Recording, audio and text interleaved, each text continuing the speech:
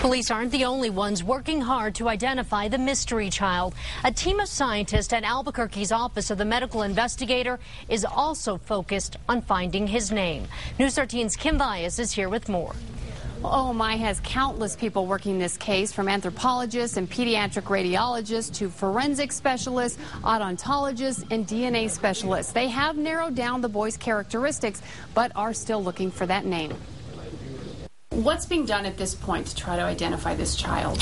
Well, this child had a full forensic autopsy, number one. Dr. Peter Loomis is one of many working on this case. His expertise, odontology, the study of teeth.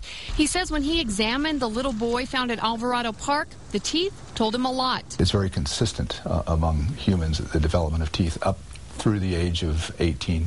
So looking at them, do you have a better idea of what age this boy could be? Yes, yes.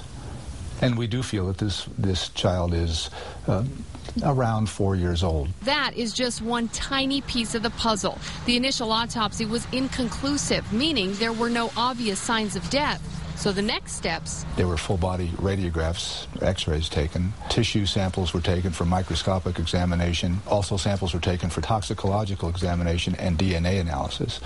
A full dental examination was done, including dental radiographs. Fingerprints were taken, footprints were taken. Toxicology tests will try to help determine what chemicals or other substances were in the boy's body and if those contributed to his death. Those results could take anywhere from days to months. As for the fingerprints, footprints, and DNA, right now there's nothing to compare them to, fueling this mystery even more. It's really imperative that we have something to compare with, and many times without a clue as to who the identity is, we have nothing to go after.